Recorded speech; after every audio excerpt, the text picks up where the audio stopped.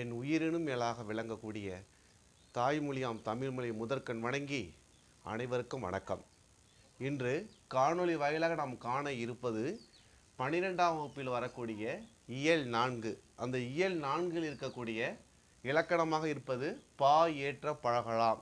இந்த பா ஏற்ற பழகலாம் என்று சொல்லப்படக்கூடியது மரபு கவிதை என்று சொல்லப்படக்கூடியது எவ்வாறு ஏற்றுவது. ஒரு காலத்தில் மரபு கவிதை ஏற்றுவது என்று சொல்லப்படக்கூடியது காரிகை கற்று கவி பாடுவதை விட பேரிகை கொட்டி பிழைப்பது மேல் என்று சொல்லிய காலம். அந்த அளவுக்கு வெண்பா என்று சொல்லப்படக்கூடியது மிகவும் கடின நடை வாய்ந்தது. அந்த வெண்பா என்று சொல்லப்படக்கூடியது எதற்காக ஏற்றப்பட்டது என்று சொல்லப்பட்டால் தாம் சொல்ல வந்த கருத்தை மற்றவர்களுக்கு எளிதில் புரிய வைக்க வேண்டும் என்பதற்காகத்தான் அந்த வெண்பா என்று சொல்லப்படக்கூடியது ஏற்றப்பட்டது. அந்த வெண்பா ஏற்றப்பட்டதன் நோக்கம் அப்படின்னு பார்த்தோம்னா காலம் சங்க மருவிய காலம். சங்க மருவிய காலம். சங்க மருவிய காலத்தில் மக்களுக்கு அறக்கருத்துக்களை கொண்டு செல்ல வேண்டும். இந்த மண்ணில் எப்படியும் வாழலாம் என்றில்லாமல் ஒவ்வொரு மனிதனும் இப்படிதான் வாழ வேண்டும் என்பதற்காக அறக்கருத்துக்களை கூறுவதற்காகவும் எளிதில் மக்களுக்கு சென்றடைய வேண்டும் என்பதற்காகவும் வெண்பா என்பது ஒன்று கையாளப்பட்டது. அதன் காலம் எப்படின்னு பார்த்தோம்னா சங்கமருவிய காலம். அப்போ சங்கமருவிய காலத்தில் தான் வெண்பா என்று சொல்லப்படக்கூடியது தோன்றியது. அப்போ தோன்றிய நோக்கம் மக்களுக்கு தன் சொல்ல வந்த கருத்தை எளிதில் சென்றடைய வேண்டும் என்பதற்காக. அதற்காக பாடப்பட்ட செப்பல்னு சொல்லுவோம். செப்புதல், தான் சொல்ல வந்த கருத்தை மக்களுக்கு எளிதில் கொண்டடைய வேண்டும் என்பதற்காக பாடப்பட்ட ஓசை. அதனால தான் வெண்பாவிற்குரிய ஓசை செப்பலோசை என்று அழைக்கப்படுகின்றன. எந்த காலம் அப்படின்னு பார்த்தோம்னா சங்கமருவிய காலம். மக்களை நல்வழிப்படுத்த வேண்டும், மக்களுக்கு எளிதில் நல் கருத்துக்களை அற கருத்துக்களையும் கொண்டு சேர்க்க வேண்டும் என்பதற்காகத்தான் வெண்பா என்பது ஒன்று ஏற்றப்பட்டது.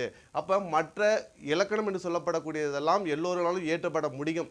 ஆனால் அந்த மரபு கவிதை என்று சொல்லப்படக்கூடியது வெண்பா என்று சொல்லப்படக்கூடியது கட்டுக்கோப்புடையது, இலக்கண கட்டுக்கோப்புடையது. சிறிது தலை தட்டினால் கூட இலக்கண வரம்பு பிழையாகி போய்விடும். அந்த அளவுக்கு இலக்கண கட்டுக்கோப்புகளை உடையது எதுன்னு பார்த்தோம்னா வெண்பா. அதனால தான் இந்த வெண்பா என்னவென்று அழைக்கப்படுகிறது அப்படின்னு பார்த்தோம்னா வன்பா என்று அழைக்கப்படுகின்றன. வெண்பாவிற்கு வேறு பேர் என்ன பார்த்தோம்னா வன்பா. காரணம் எளிதில் ஏற்றப்படாதது ஒன்று, இலக்கண கட்டுக்கோப்பு உடையது, தான் சொல்ல வந்த கருத்தை மக்களுக்கு எளிதில் சென்றடைய வேண்டும் என்பதற்காக படைக்கப்பட்டது தான் அந்த வெண்பா என்று சொல்லிய காலங்கள். அப்போ வெண்பா என்று சொல்லப்படக்கூடியது எந்த தலை அப்படின்னு பார்த்தோம்னா வெண்பாவிற்கு உரியது ஏர் சீர் வெண்டலை, வெண் சீர் வெண்டலை. அப்போ சீர் அப்படின்னு பார்த்தோம்னா மாமுநீர்,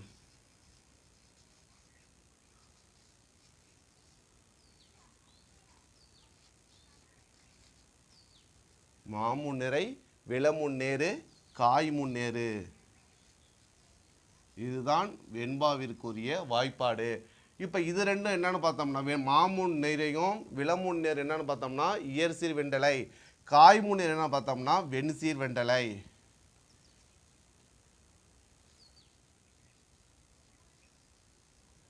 இப்போ புரியுதுங்களா? வெண்பா என்று சொல்லப்படக்கூடியது செப்பல் ஓசை உடையது. வெண்பாவிற்கு வேறு பேர் என்ன பார்த்தோம்னா வன்பா. வெண்பா தோன்றிய நூற்றாண்டு என்ன பார்த்தோம்னா சங்கமருவிய காலம். எதற்காக ஏற்றப்பட்டது அப்படின்னு பார்த்தோம்னா சங்கமருவிய காலத்தில் வாழ்ந்த மக்களை நல்வழிப்படுத்த வேண்டும், தான் சொல்ல வந்த கருத்தை எளிதில் சென்றடைய வேண்டும் என்பதற்காகத்தான் அறக்கருத்துக்களை கொண்டு போக வேண்டும் என்பதற்காகத்தான் படைக்கப்பட்டது அந்த வெண்பா என்று சொல்லப்படக்கூடியது. அந்த வெண்பாவிற்குரிய சீர் என்னென்னு பார்த்தோம்னா மாமுன்னீரை, விளமுன்னேறு, காய் முன்னேறு. சரி, தலை என்னன்னு பார்த்தோம்னா மாமுன்னேரையும் விளமுன்னேரும் ஏர்சீர் வெண்டலை, காய் முன்னேறு என்னன்னு பார்த்தோம்னா வெண்சீர் வெண்டலை. அடுத்ததாக வெண்பாவிற்குரிய சீர் அப்படின்னு பார்த்தோம்னா மாச்சீரு, விளச்சீரு, காய்ச்சீரு.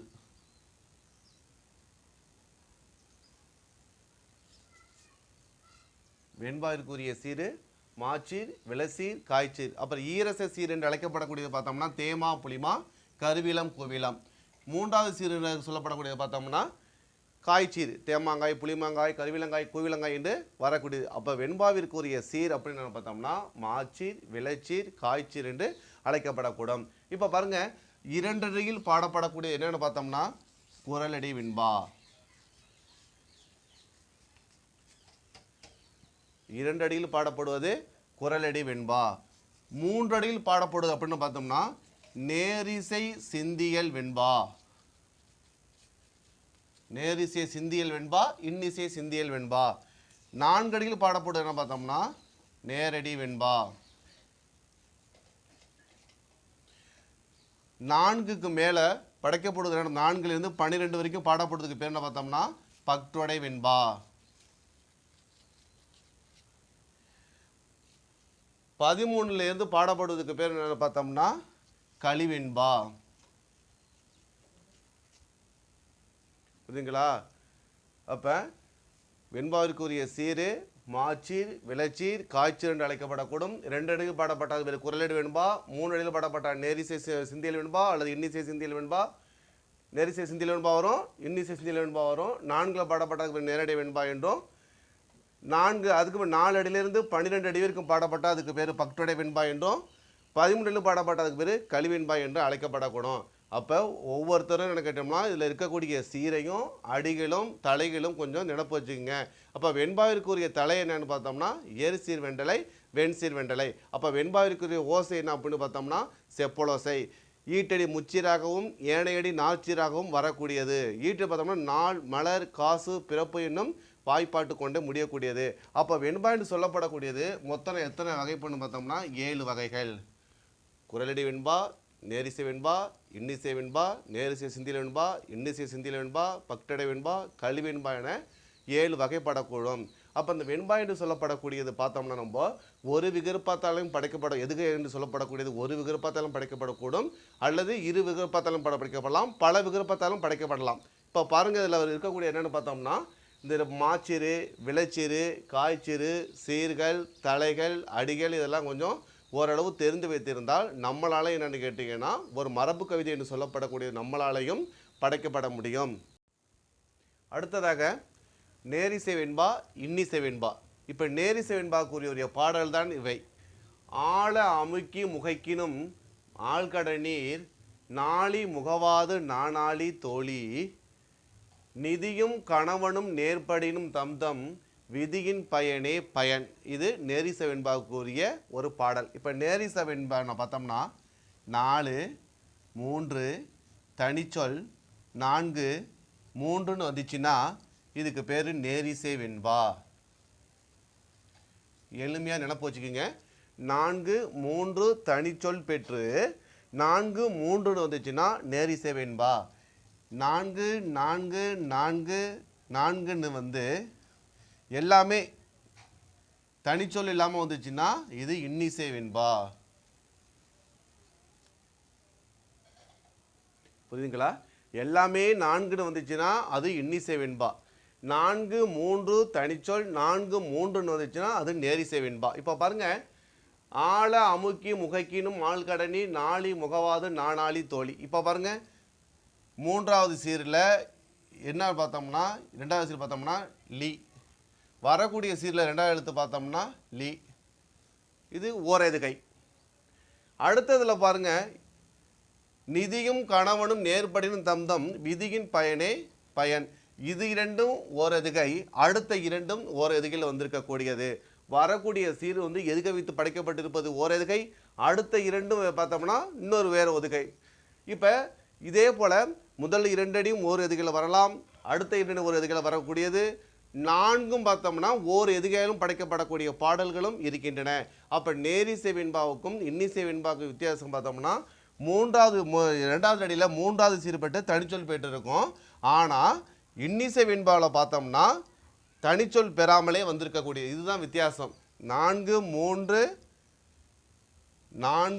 3 தனிச்சொல் 4 3ன்னு வந்துச்சுன்னா நேரிசை வெண்பா, 4 4ன்னு வந்து தனிச்சொல் பெறாமல் வந்துச்சுன்னா அது இன்னிசை வெண்பா தான். அப்போ பாய் ஏற்றுவது என்று சொல்லப்படக்கூடியது பார்த்தோம்னா யாப்பு இலக்கணத்தில் பார்த்தோம்னா இந்த தலை நினப்பு வச்சுக்கிட்டால் நமக்கு ஈஸியாக இருக்கும். இப்போ மாச்சீர் விளைச்சீர் காய்ச்சீர் தான் வெண்பாக்கு உரியது.